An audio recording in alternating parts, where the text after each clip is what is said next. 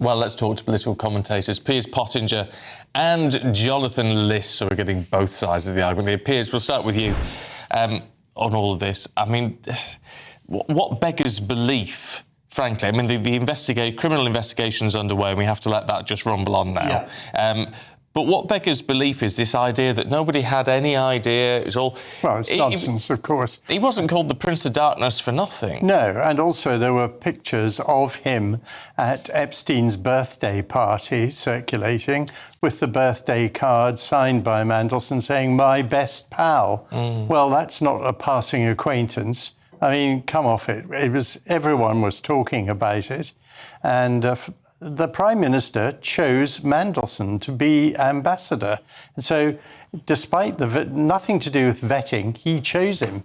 And it's his fault. And this Prime Minister is finished. We all know that. It's just a question of when he goes, not if. And he'll stay till May because no one wants to take over from him and then get blamed for the disastrous local elections that look like coming up. And Angela Rayner clearly isn't fit to be Prime Minister. She,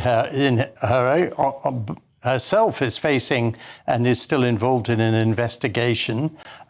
We don't know, obviously, how that's going to conclude. But, I mean, this government said it would clean up politics in their manifesto. They haven't done that, but they haven't done a lot of things. One of the key things they were going to do is introduce voting for 16-year-olds. That was in their manifesto. They've quietly forgotten that. Well, that's not a bad thing, because most 16-year-olds look like voting either Reform or Green. So it would be disastrous for them if they introduced it. So, of course, they've buried it. I mean, this government is a total mess. And what's happening with this whole Mandelson affair is it's distracting them from running, they're doing a terrible job, but they've got to do the job.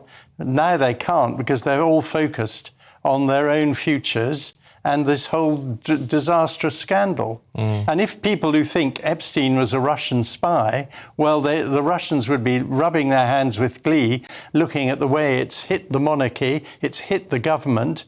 They're having a great success. So even in death, Epstein is causing havoc. Yeah, well, absolutely. From the grave, he's absolutely... I mean, he could be bringing governments down. Yep. Jonathan, how do you explain the appointment of Peter Mandelson after the history that we already knew? Your personal data could be exposed right now without you even knowing it. And if you want it removed, use incognito.com/GBNews in the description now and get 60% off an annual plan on us. Incogni reach out to the data brokers on your behalf and request that your information be deleted from their databases. And they'll keep sending removal requests to make sure your data stays gone. Sometimes your information ends up on strange, obscure websites that automated tools just can't reach. And that's why Incogni just launched their unlimited plan with a feature called Custom Removals. With this, you can submit any link where your personal information appears, literally paste in the URL, and their privacy team will investigate and work to get it removed. And getting started is super easy. Hit the link in the description, create an Incogni account, and tell them whose data you want removed. Grant them permission to work on your behalf, and then all you've got to do is sit back and relax. They'll keep you updated along the way. Incogni is totally risk-free for 30 days. If you try it, it's not for you, you'll get a full refund. So take back control of your personal data today with Incogni. Use our code GBNews at checkout via the link in the description, and you'll get 60% off an annual plan. Well, and look, Mandelson is obviously a terrible person. I subscribe to, what I've never met him personally, but, I've been following him obviously for many years. And clearly, he shouldn't have been appointed. Many people were saying that at the time. I was also, saying at the time to, think about it in broadly speaking, that he's a very canny operator. You have someone who is totally volatile and unpredictable in the White House, and he needs someone who has a kind of acumen to deal with him. And, I could see why Mandelson would have fitted the bill. And let's also remember that they had quite a close mutual friend Donald Trump and Peter Mandelson in Jeffrey Epstein. And as Lewis Goodall was pointing out, that might have also been part of the reason why he was appointed. Although obviously no one in the Labour Party is going to say that now.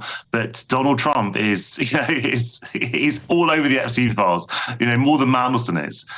So there were reasons why he was appointed. Clearly, it was a terrible appointment. Everyone accepts that.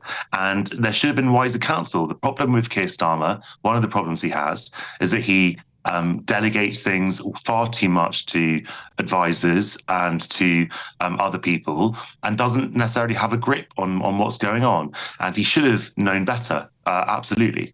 But now, meanwhile, Jonathan, as frankly, it seems like the government is unravelling at the moment. The vultures are circling, particularly Angela Rayner. Of course, people are, sensing that he's now fatally wounded, and they're looking to what might come next. But as I was saying earlier, no one has a perfect or clean sort of balance sheet.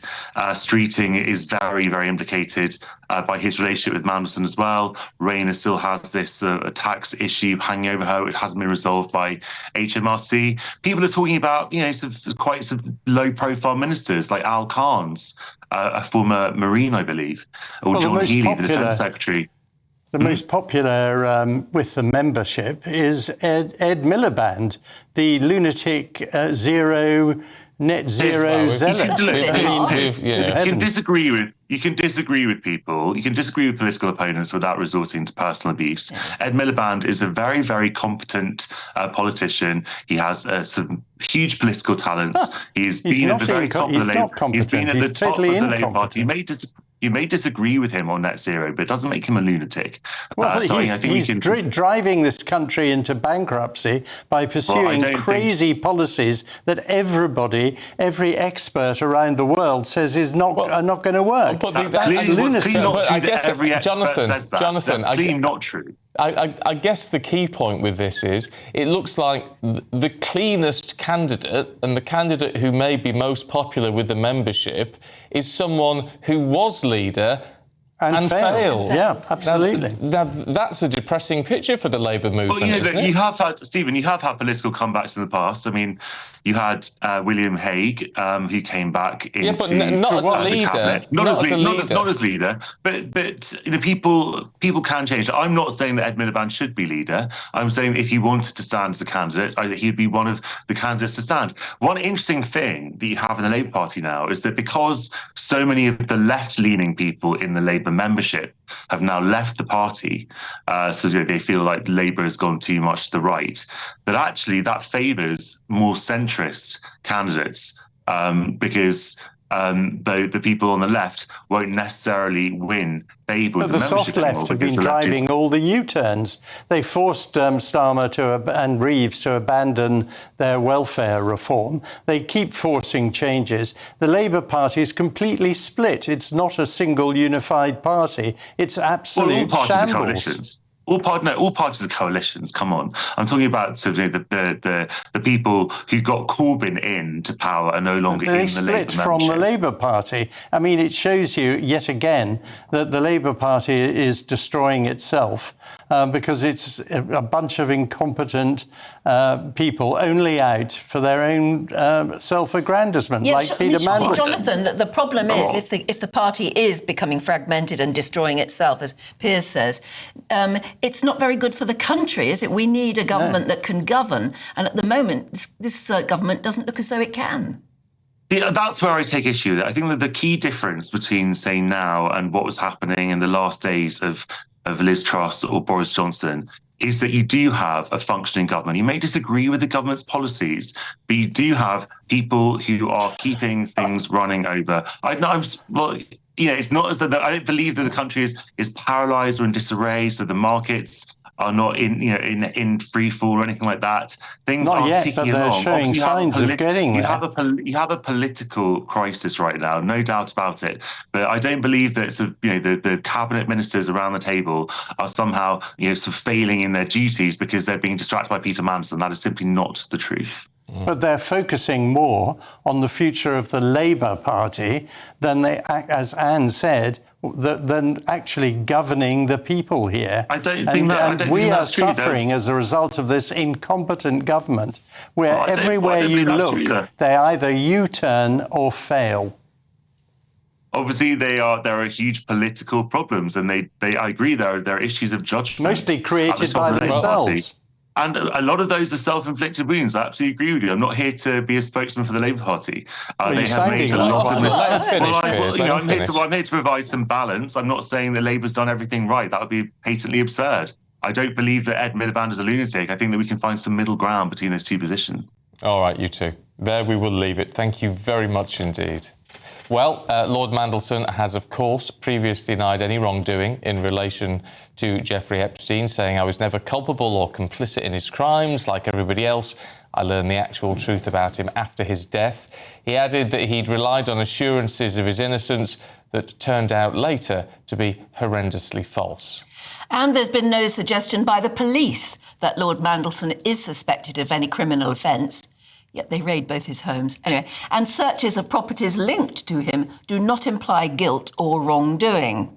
A Downing Street spokesperson also told GB News Peter Mandelson's actions are unforgivable. He lied to the Prime Minister, hid information that has since come to light, and presented Jeffrey Epstein as someone he barely knew.